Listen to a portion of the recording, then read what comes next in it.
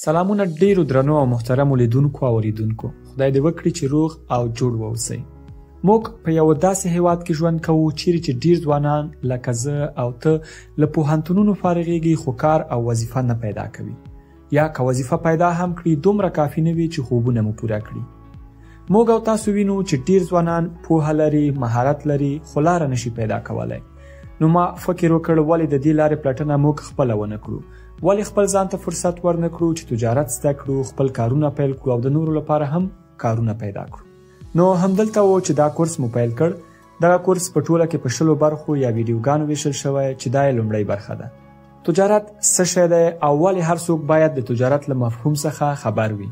یو سوال، که سبا له ښوونځي فارغ شئ یا پوهنتون ختم کړئ څه کوئ؟ وظیفه به لټوئ که به خپل کاروبار پیلوئ؟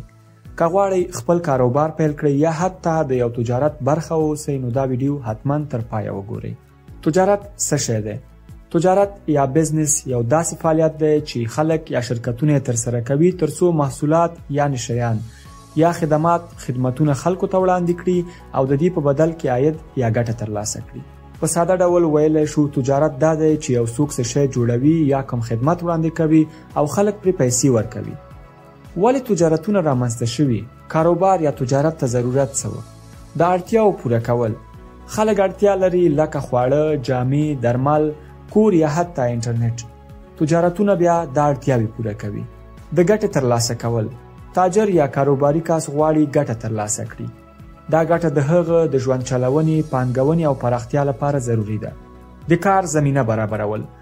تجارتونه خلکو ته وظیفې یا د کار موقع برابروي، لکه د یوې فابریکې کارګران، موټر چلونکي، حسابداران او داسې نور. د اقتصاد پرمختګ. هر تجارت د یو هیواد اقتصاد ته وده ورکوي. کله چې تجارتونه زیات شي خلکو ته عاید پیدا کیږي، مالیه ورکول کیږي او هیواد وده کوي. مثالونه: یو نانوای ډوډۍ پخوي، خلک یې اخلي، پیسې ورکوي، دا تجارت دی. یو ښوونځی زده کړې وړاندې کوي، شاګردان فیس ورکوي، دا هم یو ډول تجارت دی. زه یو هلک پیژنم، نوم یې یوسف و. یوسف پوهنتون ختم کړ خو وظیفه یې پیدا نه کړه. په یو کوچنۍ غرفه کې د برګر خرڅولو تجارت شروع کړ. اوس هغه خپل یو کوچنی هوټل لري، 3 کسان ورسره کار کوي. ته هم کولی شي. تجارت دا نه دی چې ته د په لومړي سر کې غټه فابریکه ولري. تجارت دا دی چې یو ضرورت یا مشکل وپیژني، هغه ته حل لاره پیدا کړي او هماغه حل لاره خلکو ته وړاندې کړي. نو ګرانه هیوادواله، که غواړې واقعا خپل ژوند بدل کړي یوه خبره یاد ساته: تجارت زده کړه، که یې نه کوې لږ تر لږه پوه شه چې څنګه کار کوي. په راتلونکي برخه کې به ووایو چې تجارت کوم ډولونه لري. خپل نظرونه مو د کمنټ له لارې له موږ سره شریک کړئ. موږ همیشه ستاسو د نیکو نظرونو په تمه یو. ښاد او آباد اوسئ.